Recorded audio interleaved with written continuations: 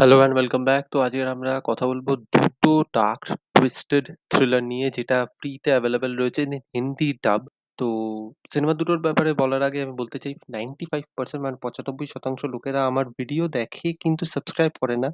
তো আপনাদের যদি আমার কন্টেন্ট ভাল লাগে কাইন্ডলি সাবস্ক্রাইব করে দেবেন। প্রথম সিনেমাটা হচ্ছে কুত্তারামে থান্ডা নাই বা লায়ন শিবা বলে, যেটা হিন্দি ডাব ভার্সন অ্যাভেলেবেল রয়েছে।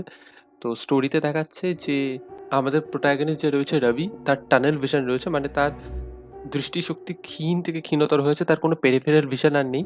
সে একদম সেন্টার পয়েন্টটাই দেখতে পাচ্ছে এবং আস্তে আস্তে তার ভিশন চলে যাচ্ছে।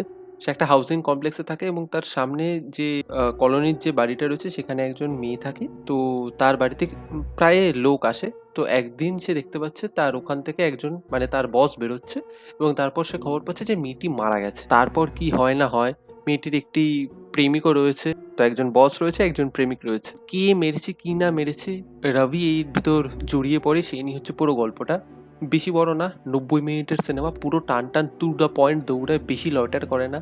কিন্তু এর এন্ডিং আপনাকে একদম নাড়িয়ে রেখে দেবে, প্রচণ্ড ডার্ক এন্ডিং। আর এখানে হিরো কিন্তু প্রচণ্ড ডার্ক ক্যারেক্টার, মানে সে লোকেদেরকে ব্ল্যাকমেল করছে।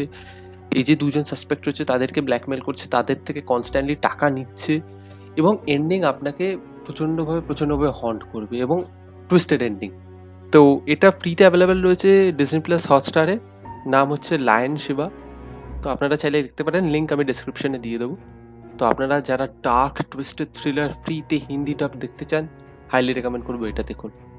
এবং সেকেন্ড হচ্ছে মহারাজা, যেটা বেরিয়েছে সেই ডিরেক্টরের প্রথম সিনেমা কুরাঙ্গু বোমাই বলে, যেটা হিন্দিতে ডাব রয়েছে দ্য মাঙ্কি ব্যাগ বলে।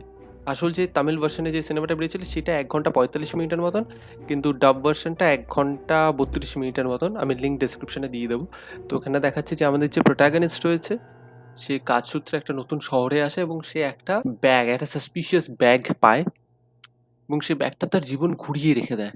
তো ব্যাগটার ভিতর কি রয়েছে কি না রয়েছে, এবং তার পিছনে প্রচুর লোক পড়ে রয়েছে ব্যাগের পিছনে। তো সেই নিয়ে হচ্ছে গল্পটা।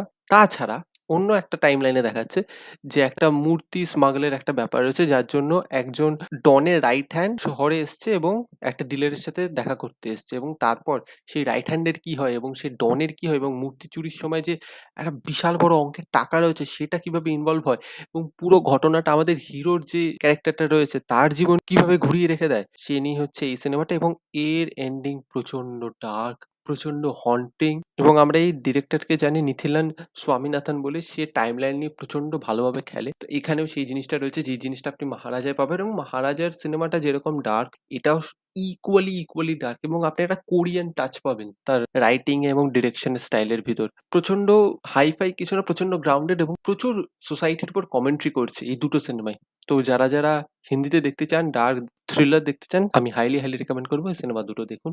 দেখা হচ্ছে পরের ভিডিওতে। বাই।